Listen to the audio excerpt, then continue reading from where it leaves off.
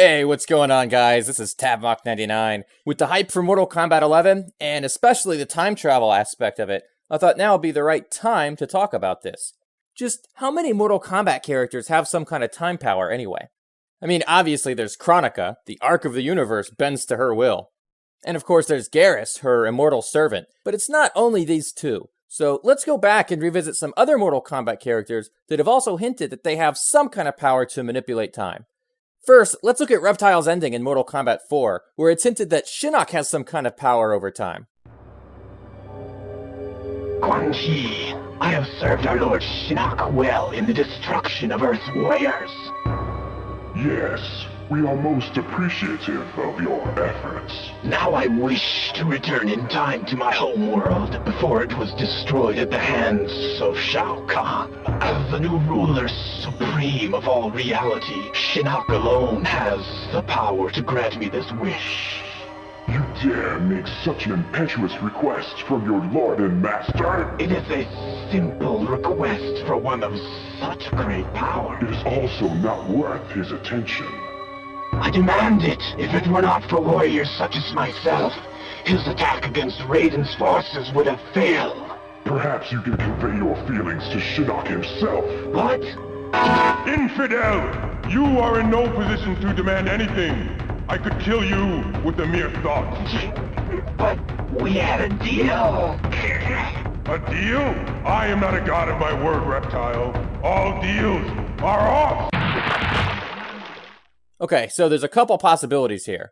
Shinnok is not a god of his word, obviously. So either one, he never had the power to send Reptile back in time, that was all a ruse.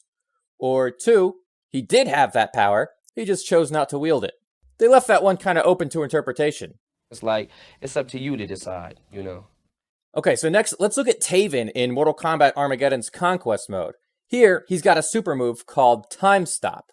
Okay, so the way it works is, when you bring up his move list and you hit the symbol for the hourglass, everyone who's close to him gets stuck in time, so they're basically set up for a free hit. So it's a pretty useful move for Conquest mode, and it's actually necessary to progress through the game. But he doesn't actually have it in the fighting mode. So when you actually go into a traditional Mortal Kombat fight, that's not one of the moves on his move list. Looks like that one will remain a Conquest mode exclusive. Alright, so keeping it going with Mortal Kombat Armageddon, let's take a look at a couple of the endings here. Now, obviously these are non-canon, but time travel is mentioned here, so it's worth checking out. Let's start with Kung Lao's. The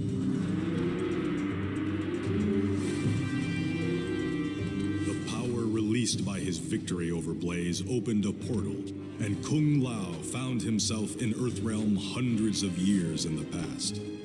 His ancestor allowed him to enter the Mortal Kombat tournament in his stead.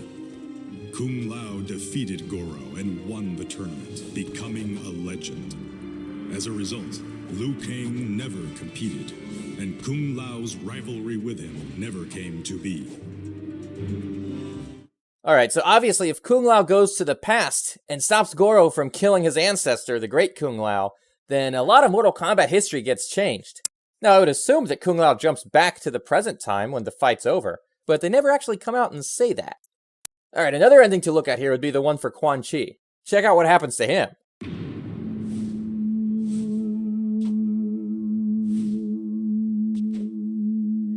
The defeat of Blaze enhanced Quan Chi's already powerful sorcery beyond his imaginings. The surge of energy was so great that it shattered his medallion. In his arrogance, Quan Chi ascended from Edenia to assault the heavens. There he confronted me, with the Elder Gods at my side. The quest had been an elaborate trap designed to pinpoint the true source of disruption in the realms.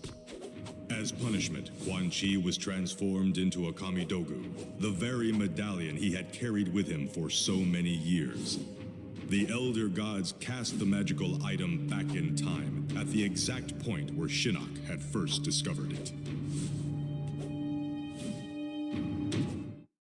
I guess it's true what they say. There are fates worse than death. Okay, so then finally, there's one that we can't forget about, and that's Raiden. In the aftermath of Armageddon, Raiden sends a message back in time to his former self. In fact, Raiden's doing this is what created the alternate timeline in the first place. This right here is what's responsible for the whole reboot.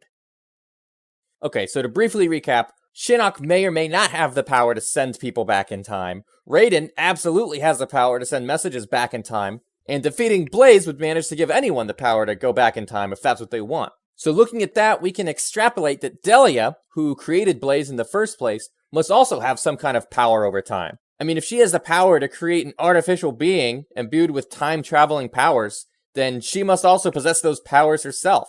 And if their son Taven has the ability to manipulate time on some level, at least freeze people in time, then doesn't it stand to reason that their other son, Dagon, must also have that same ability?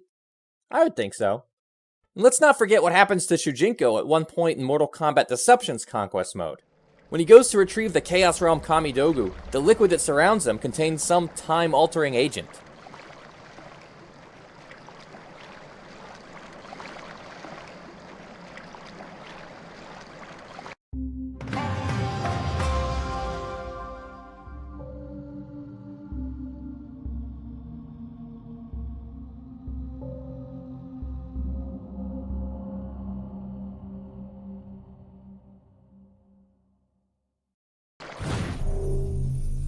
Shujinko, you have found the Chaos Kamidogu.